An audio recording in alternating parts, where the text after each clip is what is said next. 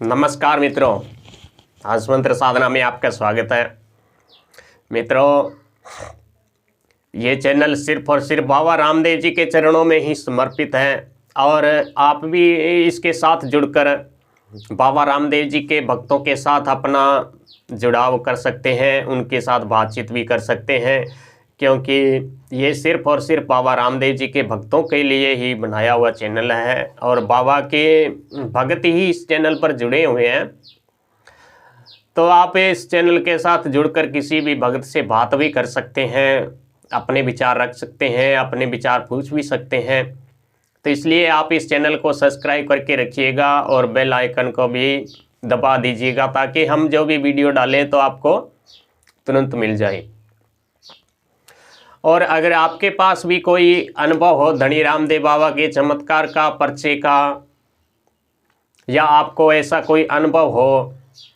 जिसे आप हमारे चैनल पर बाबा के भक्तों को दिखाना चाहते हैं, तो भी आपको हम आमंत्रित करते हैं। आप हमारे चैनल के माध्यम से अपने अनुभव अपने भक्तों के, बाबा के भक्तों के सामने रख सकते हैं, जिससे उन लोगों में भी बाबा के प्रति आस्था बढ़ेगी और आप भी प्रचार में बाबा के सहायता करेंगे। इस धनी रामदेव बाबा की भी कृपा मिलेगी जब धनी का प्रचार होगा और भगत हमारे साथ बाबा रामदेव जी के जुड़ेंगे तो धनी रामदेव बाबा के भी आशीर्वाद आपको मिलेगा। मित्रों, आज हम बात कर रहे हैं, अगर आपको सपने में बुरे सपने आते हैं या किसी साधक भाई को कोई बुरी ऊर्जा सताती है या महिला के रूप में कोई बुरी शक्ति आती है, रात्रि को गलत कार्य करती है, तो उससे बचने का क्या उपाय है और उससे हमारा नुकसान क्या होता है, इसके बारे में आज हम बात करेंगे। बहुत से साधक हैं जो साधना जगत में हैं, बाबा की भक्ति करते हैं, धनी रामदेव बाबा की साधना करते हैं, तो उनकी साधना से प्रभावित होकर हमारे आसपास या गांव गली मोहल्ले में बहुत सी बुरी ऊर्जाएं हैं, भूत प्रेत चुड़ैल जैसी ऊर्जाएं हैं जो भटकती रहती है, क्योंकि उन्हें बुरे कर्मों के कारण उस भूत योनि को प्राप्त हुए हैं। और भूत योनि एक ऐसी निकृष्ट योनि है जो वो हजारों हजारों वर्ष तक इस पृथ्वी लोक पर भटकती रहती है, न तो उसकी किसी तृष्णा की पूर्ति होती है, क्योंकि धनी रामदेव बाबा उस परमपिता परमेश्वर ने उनका मुख है जो सुई के नोक के बराबर बनाया हुआ है, जिस मुख से वह न खा पाते हैं क्यों, और अपने पूरे जीवन में वह भूख से बिलखते ही रहते हैं। वह सिर्फ खुशबू लेकर ही अपने मन को संतुष्ट कर पाते हैं, और जो थोड़े से ही कमज़ोर मन के हैं, जिनका गण कमज़ोर होता है, उनको वह परेशान शुरू कर देते हैं, परेशान करते हैं। और उनके शरीर का हमेशा जलता रहता है, उनके शरीर का ताप में ऐसे बुरी तरह उसका शरीर जो है, छोटा शरीर होता है प्रेत का, जो उसका परेशान होता रहता है। और जब भी वह किसी साधना करते हुए भाई को साधना करते हुए देखता है और उसके नज़दीक जब आता है तो उसको परम शांति की अनुभव होती है, उसकी शरीर की तपिश कम होती है और उसे आनंद का अनुभव होता है। तो थोड़ी सी साधना करते हुए थोड़ी गलतियों के कारण, थोड़ी बहुत अगर गलती करते हैं या बिना गुरु की साधना करते हैं या स्थान देवता, ग्राम देवता और भैरव बाबा को बिना नमन करते हुए वे अगर साधना करते हैं, तो इन गलतियों के कारण उनको वह भूत प्रेत है जो उनके साथ हो लेते हैं उनकी साधना की शक्ति को देखकर। और ये भूत प्रेत है जो 2-3 विधि से ही किसी साधक की शक्ति को अपने अंदर खींचते हैं। पहली शक्ति है काम भावना, किसी के साथ गलत कार्य करके ही उसकी शक्ति का हास करते हैं। दूसरा है गुस्सा दिलाना, तो गुस्से के द्वारा ही बुरी शक्तियां हैं जो उनका ऊर्जा है, जो शारीरिक उनकी जो भक्ति की, जो पूजा पाठ की ऊर्जा है, उनको खींचने की कोशिश करते हैं। तो अगर आपको रात को सोते हुए सपन दोष हो जाता है तो आप कैसे पहचानेंगे कि यह मेरा सपन दोष जो शारीरिक कोई रोग का है या किसी बुरी शक्ति द्वारा है,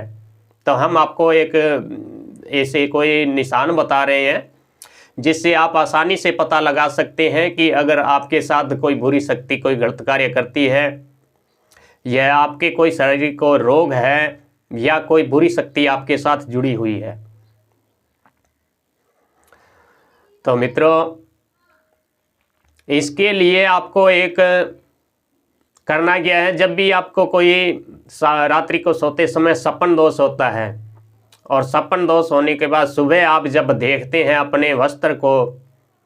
अगर आपके शरीर में कोई रोग है, कोई व्याधि के कारण आपको सपन दोष हो रहा है,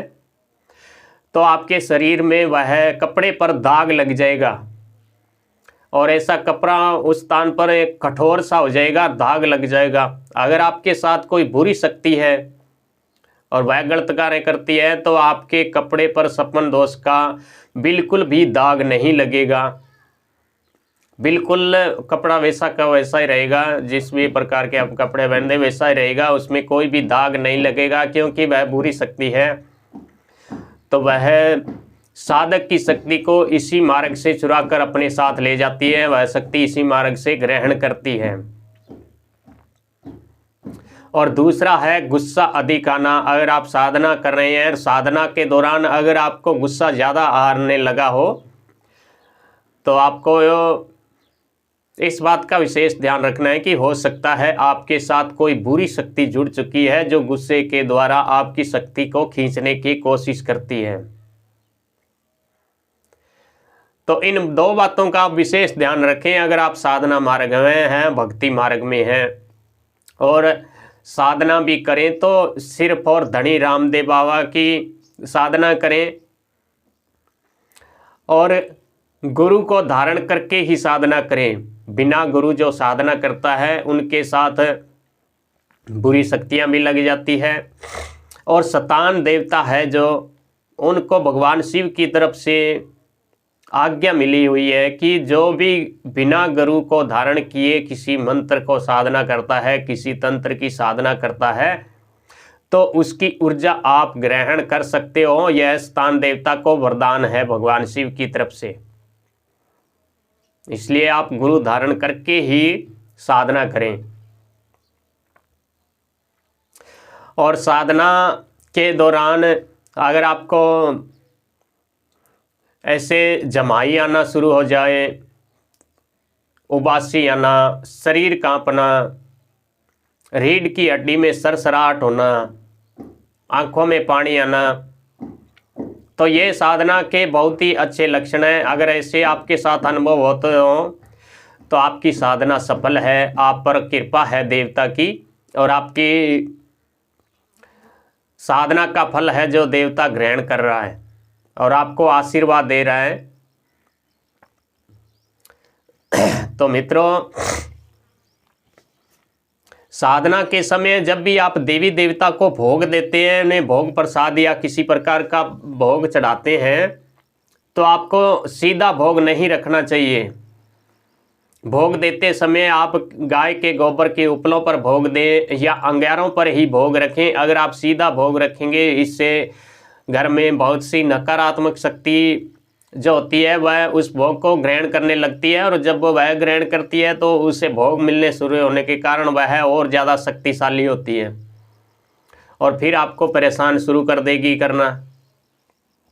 इसलिए जब भी आप भोग दें तो सिर्फ आप अंगारा पर ही दें। और बाबा रामदेव जी की सेवा में तो आपको एक बात और विशेष ध्यान रखनी चाहिए, हमेशा गुग्गल की ही धूप दें बाबा को, अगरबत्ती की धूप न ही दे, गुग्गल की धूप दे या जो बटने वाली धूप होती है वही धनी को दें। गुग्गल में दूसरी जो अगरबत्ती होती है उसमें बांस होता है और बांस हमारे हिंदू शास्त्र में जलाना मना है।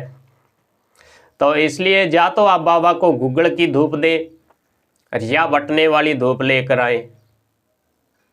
और जब भी आपको साधना के दौरान ऐसा नकारात्मकता महसूस हो, साधना में मन न लगे, साधना में मन उचटे या बैठने का मन न करे,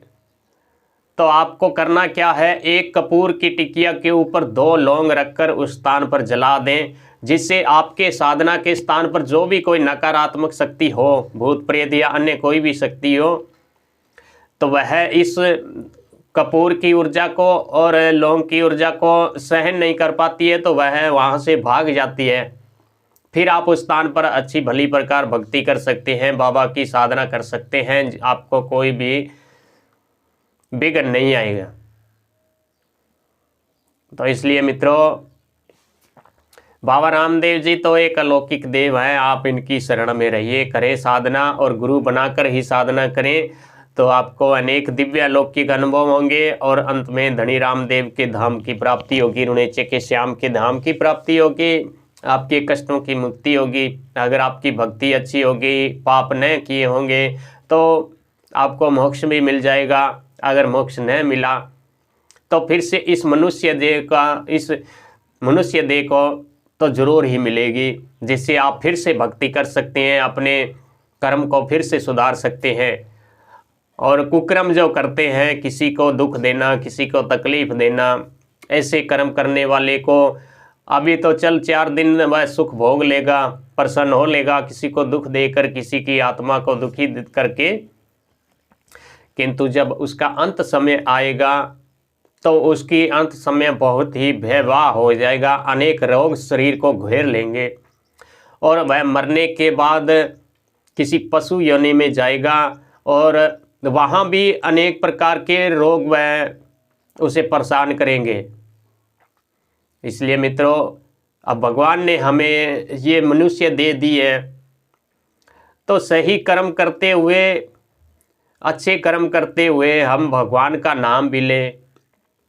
और अपना दैनिक कर्म करें। क्यों किसी का दिल दुखाएं, क्यों किसी का रुपया खाएं, क्यों किसी को परेशान करें, इससे क्या थोड़ी देर आनंद मिलेगा, और किसी दूसरे की बद्दुआ क्यों लें। थोड़ी देर के आनंद के लिए अपने उस जीवन को बिगाड़ रहे हो जो आने वाला है, और इस जीवन को भी बिगाड़ रहे हो जो हम भोग रहे हैं, और समाज में भी हमारी वैल्यू घट जाएगी। इसलिए मित्रों, शराब, मीट, ऐसी बुरी चीज़ों का सेवन न करते हुए और हर किसी का सम्मान करते हुए, स्त्री पुरुष, बच्चे बूढ़े, माता पिता, सबका सम्मान करते हुए इस जीवन में, इस मृत्यु लोक में बिल्कुल सादा जीवन जिएं और धनी रामदेव बाबा की सेवा करें, तो हमारा लोक व परलोक सुधर जाएगा और हम इस बाबा रामदेव जी के दिव्य लोक की प्राप्ति होगी, और हमारे जो भी बाबा के पिछले जन्म से हमारे जो भी बुरे कर्म हैं, बाबा की कृपा से वे दूर हो जाएंगे और धनी रामदेव बाबा के दिव्य लोक की प्राप्ति होगी। तो मित्रों, आज के लिए इतना ही। जय रामदेव जी बाबा, खमा गणी।